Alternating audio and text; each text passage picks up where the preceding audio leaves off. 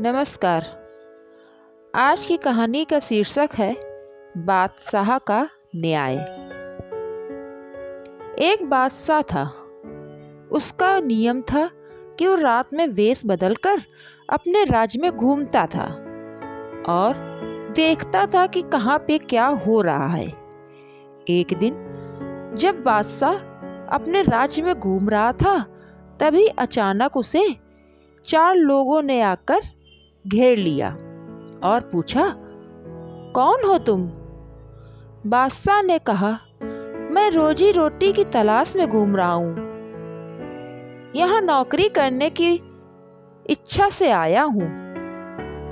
यह सुनकर वे चारों खुश हो गए और बोले, हम चोर हैं और यहाँ चोरी करने आए हैं। क्या तुम हमारे साथ चोरी करोगे? बादशाह उनकी योजना जानना चाहता था, इसलिए उसने हाँ कर दी।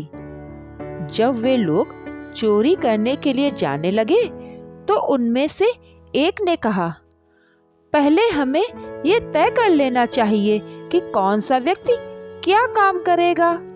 इसके लिए हमें एक दूसरे का हुनर जान लेना चाहिए। उन्होंने एक दूसरे का हुनर जान लिया और एक योजना बनाकर वे सभी महल में चोरी करने के लिए चल दिए। रास्ते में बादशाह ने बातों बातों में ही सभी के नाम और ठिकाना पूछ लिया। जैसे ही वे महल के पास पहुंचे, एक कुत्ता भौंकने लगा। पहले चोर ने कहा, ये कुत्ता कह रहा है कि बादशाह आसपास ही है। लेकिन उसकी बात किसी ने नहीं मानी। दूसरा चोर अंधेरे में रास्ता बताता हुआ सभी को खजाने के पास ले गया। सभी ने अपने हुनर का कमाल दिखाया और खूब माल लूटा।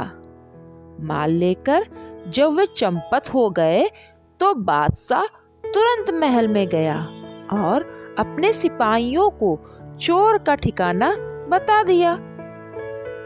चोर पकड़े गए और बादशाह उसी वेश में अपने राजमहल में बैठा था, जिस वेश में वह चोरों से मिला था।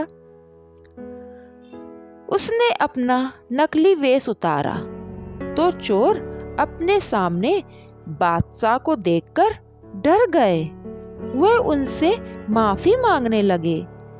बादशाह ने कहा, तुमने गुनाह किया है, इसलिए सजा भी मिलेगी।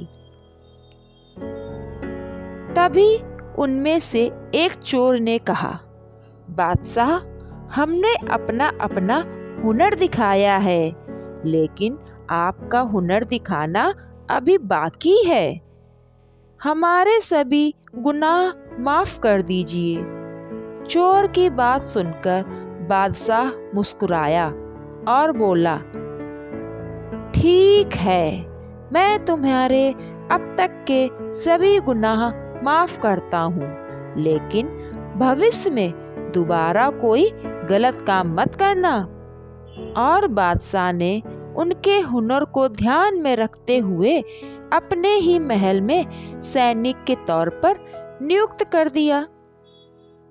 इस कहानी से हमें यह शिक्षा मिलती है कि प्रत्येक व्यक्ति में कोई न कोई हुनर होता है, किंतु उस हुनर का उपयोग अच्छे काम करने में करना चाहिए, ना कि गलत काम करने में।